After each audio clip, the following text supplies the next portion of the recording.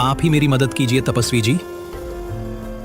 दुष्ट व्यक्ति, तुमने अपने लालच की वजह से अपनी पत्नी को खो दिया है।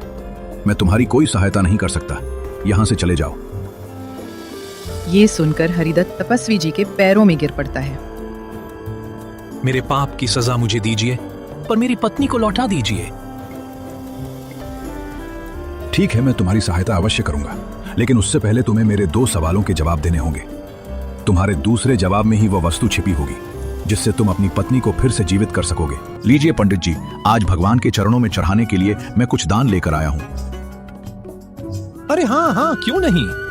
भगवान के चरणों में सच्चे मन से जो भी चढ़ाओगे उसका फल तुम्हें 2 गुना मिलेगा। इसके बाद वो अमीर आदमी सोने की कुछ मोहरें और चांदी के कुछ सिक्के मंदिर की दान पेटी में डाल देता है। ये सब देखकर पंडित जी के मन में लालच जाग उठा। अरे वाह वाह, इतना सारा धन! अगर ये सब मुझे मिल जाए तो मजा ही आ जाए। फिर पूरी जिंदगी इस मंदिर का पंडित बनकर नहीं बितानी पड़ेगी। ठीक है पंडित जी, अब मैं निकलता हूं। ये कहकर वो आदमी वहां से चला गया। तभी हरिदत्त दान पेटी से सारा धन निकालकर एक पोटली में बांधता है और अपने घर ले जाता है।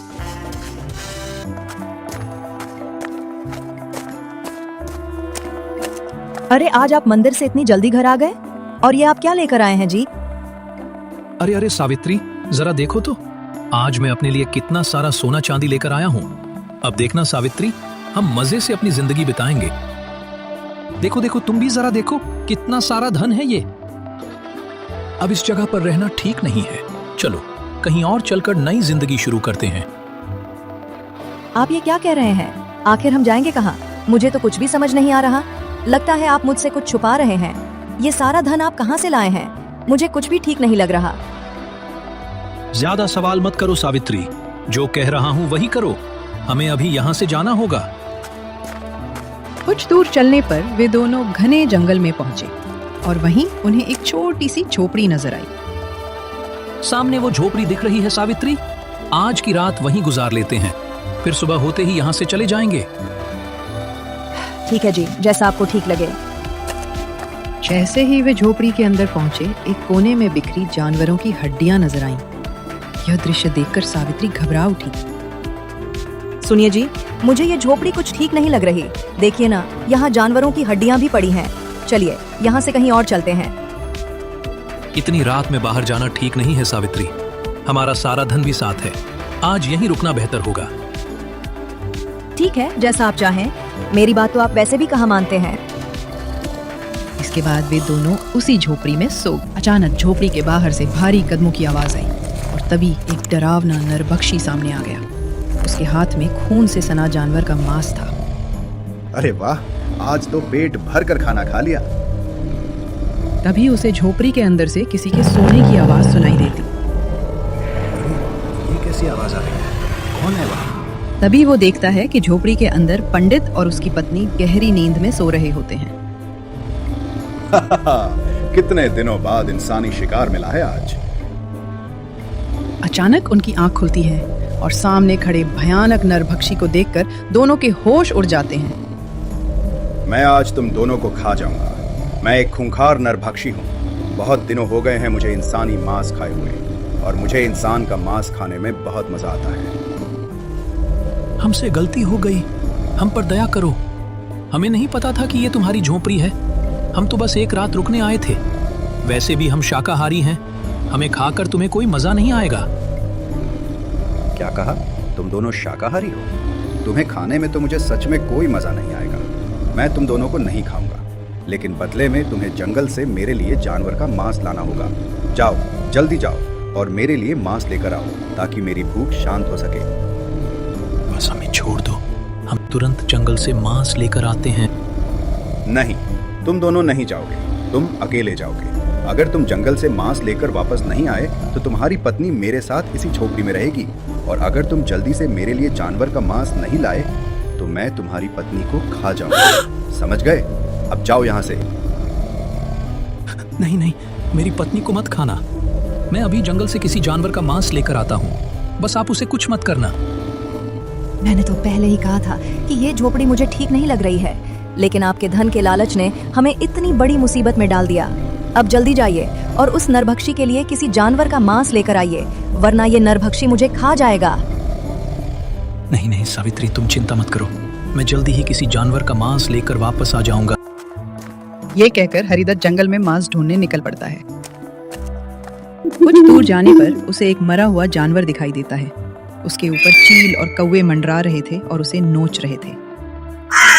अरे यहाँ तो एक जानवर मरा पड़ा है, मैं इसी को उस नरभक्षी के पास लेकर जाता हूँ। इसके बाद वह उस जानवर को अपने हाथों में उठाकर नरभक्षी की झोपड़ी की ओर लौट आता है। जैसे ही हरिदत्त झोपड़ी के पास पहुंचा, उसका दिल दहल गया। सावित्री जमीन पर पड़ी थी और नरभक्षी बेरहमी से उसे खा रहा था। यह दृश्य देखकर हरिदत्त सन्न रह जाता है और जोर जोर से रोने लगता है। हाय हाय, ये नरभक्षी, तूने ये क्या कर दिया? तूने मेरी पत्नी को मार डाला। मैं तो तेरे लिए जानवर का मांस लेकर आया था, लेकिन तुझसे इतना भी सब्र नहीं हुआ कि तूने मेरी पत्नी को ही मार डाला। तुम्हें आने में इतनी देर क्यों लग गई? मुझसे भूख सहन नहीं हुई, इसलिए मैंने तुम्हारी पत्नी को ही खा लिया। ये मैंने क्या कर दिया? मुझे माफ कर देना सावित्री, मैं तुम्हारी जान नहीं बचा पाया। अगर मैंने मंदिर से धन नहीं चुराया होता तो हम यहाँ इस जंगल में भी नहीं आते। मेरे लालच ने मुझसे ये क्या करवा दिया। सब मेरी ही गलती है। बस अब पेट भर गया, अब चैन से सोता हूँ।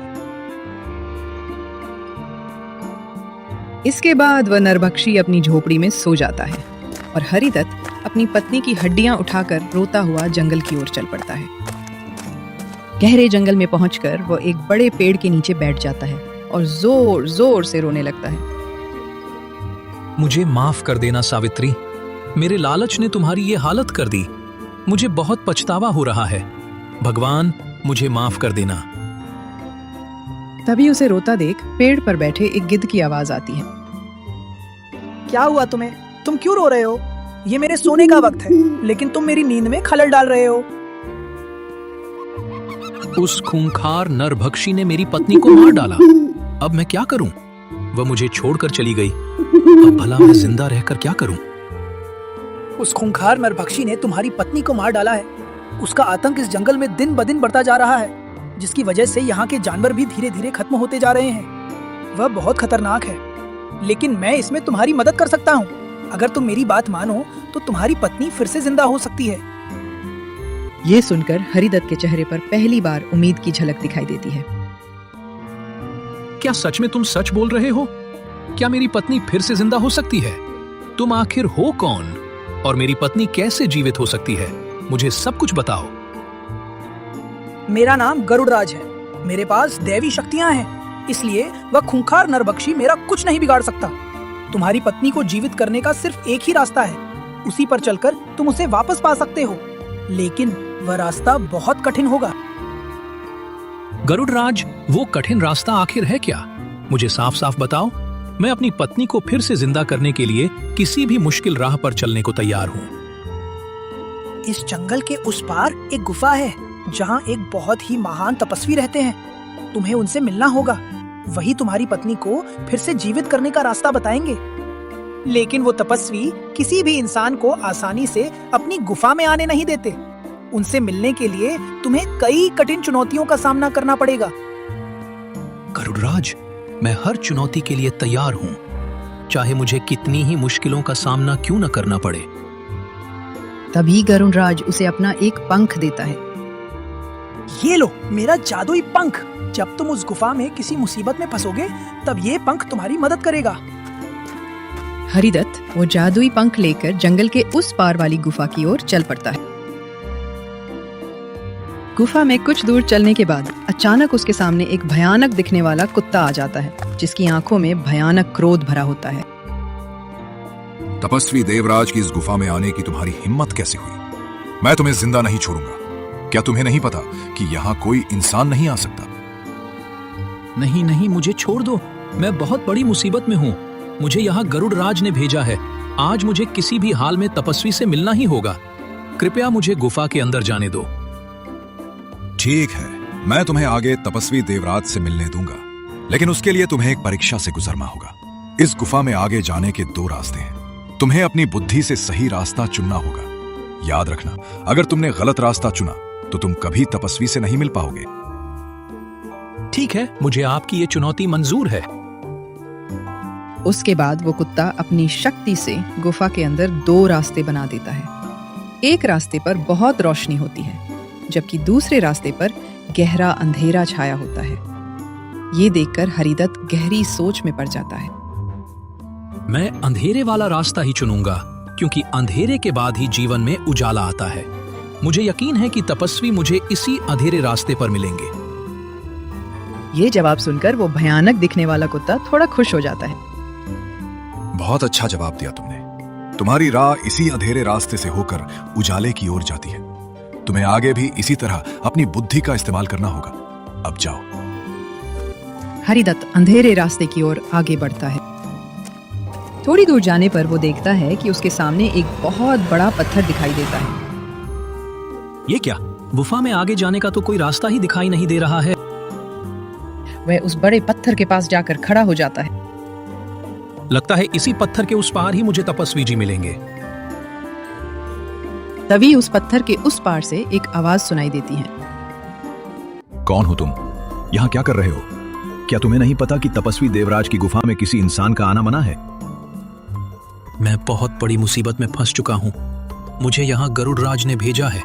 मैं देवराज तपस्वी से मिलना चाहता हूँ। तुम्हें गरुड़राज ने भेजा है? तो इसका प्रमाण देना होगा। तुम्हें एक और चुनौती का सामना करना पड़ेगा, तभी तुम इस पार आ सकते हो। मुझे आपकी चुनौती मंजूर है। मुझे क्या करना है बताइए। इस पत्थर को हटाने का तरीका तुम्हें अपनी बुद्धि से ही समझना होगा। जब तुम सही उपाय सोच लोगे, तभी इसे हटाकर अंदर आ सकोगे। सोचते सोचते उसकी नजर पत्थर पर पड़ती है। वहां एक चिन्ह बन चुका था, ठीक जादुई पंख की तरह। जैसे ही हरिदत्त उस जादुई पंख को पत्थर पर रखता है, तुरंत गुफा का दरवाजा खुल जाता है। हरिदत्त गुफा के अंदर जाता है और देखता है कि देवराज तपस्वी एक स्थान पर ध्यान मुद्रा में बैठे हुए हैं। हे महान तपस्वी देवराज, कृपया आंखें खोलिए। मुझे आपकी सहायता चाहिए। मेरी मदद कीजिए। तुम कौन हो और हमारी गुफा में क्यों आए हो? यहाँ हम ध्यान में लीन रहते हैं, इसलिए किसी भी इंसान का यहाँ आना वर्जित है। लेकिन तुम इतनी चुनौतियों का सामना करके यहाँ पहुंचे हो, इसलिए हम अवश्य तुम्हारी सहायता करेंगे। बताओ, हम तुम्हारी क्या मदद कर सकते हैं? मैं एक मंदिर का पंडित हूँ, लेकिन अपने लालच के कारण एक दिन मैंने मंदिर का सोना चांदी चुरा लिया। फिर अपनी पत्नी के साथ इस जंगल में आ गया। वहीं हमारा सामना एक खूंखार नरभक्षी से हुआ। उसने मेरी पत्नी को ही अपना शिकार बना लिया और अब वह एक एक करके जंगल के सभी जानवरों को भी मार रहा है। मेरी पत्नी की मौत मेरे लालच की वजह से हुई है। मैं उसे फिर से जीवित करना चाहता हूँ। इसी उम्मीद से आज मैं आपके पास आया हूँ। अब आप ही मेरी मदद कीजिए तपस्वी जी। दुष्ट व्यक्ति, तुमने अपने लालच की वजह से अपनी पत्नी को खो दिया है। मैं तुम्हारी कोई सहायता नहीं कर सकता। यहां से चले जाओ। ये सुनकर हरिदत्त तपस्वी जी के पैरों में गिर पड़ता है। मेरे पाप की सजा मुझे दीजिए, पर मेरी पत्नी को लौटा दीजिए। ठीक है, मैं तुम्हारी सहायता अवश्य करूंगा, लेकिन उससे पहले तुम्हें मेरे 2 सवालों के जवाब देने होंगे। तुम्हारे दूसरे जवाब में ही वह वस्तु छिपी होगी जिससे तुम अपनी पत्नी को फिर से जीवित कर सकोगे, और उसी से उस खूंखार नरभक्षी का विनाश भी होगा। इसलिए अपनी बुद्धि और विवेक का पूरा उपयोग करना। अगर एक भी उत्तर गलत हुआ तो मैं तुम्हारी कोई मदद नहीं करूंगा और तुम्हें खाली हाथ लौटना पड़ेगा। नहीं नहीं तपस्वी जी, मैं खाली हाथ नहीं जाऊंगा। मैं आपके दोनों प्रश्नों के उत्तर अवश्य दूंगा। तो बताओ, मेरा पहला प्रश्न है, भाग्य बड़ा होता है या बुद्धि? ये प्रश्न सुनकर हरिदत्त गहरी सोच में पड़ जाता है।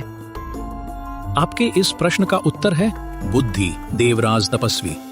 क्योंकि मनुष्य के जीवन में बुद्धि ही वो मार्ग है जिस पर चलकर इंसान अपना भाग्य बदल सकता है। भाग्य कभी बुद्धि को नहीं बदल सकता, लेकिन बुद्धि में वह शक्ति होती है जो भाग्य को बना भी सकती है और बिगाड़ भी सकती है। बहुत उत्तम, तुमने बिल्कुल सही उत्तर दिया है। मनुष्य अपनी बुद्धि से ही सब कुछ हासिल कर सकता है। अब तुम्हें मेरे दूसरे प्रश्न का उत्तर देना होगा। यह प्रश्न तुम्हारे लिए बहुत महत्वपूर्ण और कठिन है। अगर तुमने इसका सही उत्तर नहीं दिया तो तुम्हें यहां से खाली हाथ लौटना पड़ेगा। तो बताओ, इस संसार में मनुष्य के जीवन में भूख, प्यास, नींद और आशा, इन चारों में से सबसे श्रेष्ठ क्या है? ये प्रश्न सुनकर हरिदत्त फिर से गहरी सोच में पड़ जाता है। आपके दूसरे प्रश्न का उत्तर है आशा, देवराज तपस्वी। क्योंकि वास्तव में उम्मीद पर ही यह संसार टिका हुआ है। मनुष्य के जीवन में आशा ही वह शक्ति होती है जो उसे कठिन से कठिन काम करने की हिम्मत देती है। आशा घने अंधेरे में उस रोशनी की किरण की तरह होती है जो बड़े से बड़े दुख में भी इंसान को जीने की प्रेरणा देती है। वाह, बहुत ही उत्तम उत्तर दिया तुमने। यह उत्तर भी बिल्कुल सही है। तुम्हारी बुद्धि ने मुझे बहुत प्रभावित किया है, इसलिए मैं अवश्य तुम्हारी सहायता करूंगा। तभी तपस्वी उसे जल से भरा हुआ लोटा दे देते हैं। इस जल को उस नरभक्षी की आंखों में डाल देना और इसकी कुछ बूंदें अपनी पत्नी की हड्डियों पर डाल देना। इससे तुम्हारी पत्नी फिर से जीवित हो जाएगी। वह अमृत को अपने हाथों में ले लेता है। आपका बहुत बहुत धन्यवाद तपस्वी देवराज। अब इस अमृत से मैं अपनी पत्नी को फिर से जीवित कर पाऊंगा और उस नरभक्षी का अंत भी कर सकूंगा। जाओ, तुम्हारा कल्याण हो। जैसे ही हरिदत्त जंगल में पहुंचा, सामने वही खूंखार नरभक्षी खड़ा था। उसकी नजर सीधे अमृत के लोटे पर पड़ गई। अच्छा, तो तू उस तपस्वी देवराज के पास गया था।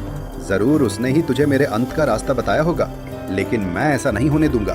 मैं तेरे सामने ही नहीं आऊंगा तो तू मेरी आंखों में अमृत भी नहीं डाल पाएगा। और सुन, मैं तुझे जिंदा नहीं छोड़ूंगा, मैं तुझे भी खा जाऊंगा। तभी नरभक्षी हरिदत्त को पकड़ लेता है।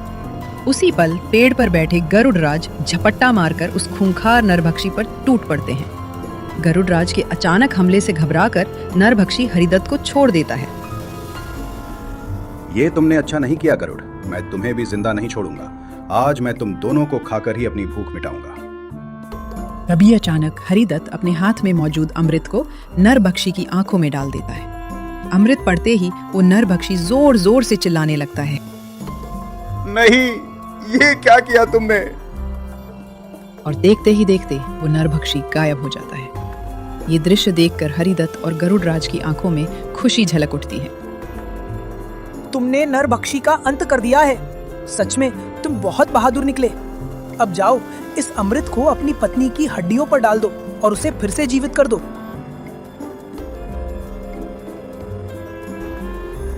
इसके बाद हरिदत्त उस अमृत की कुछ बूंदें अपनी पत्नी की हड्डियों पर डाल देता है और देखते ही देखते उसकी पत्नी फिर से जीवित हो जाती है।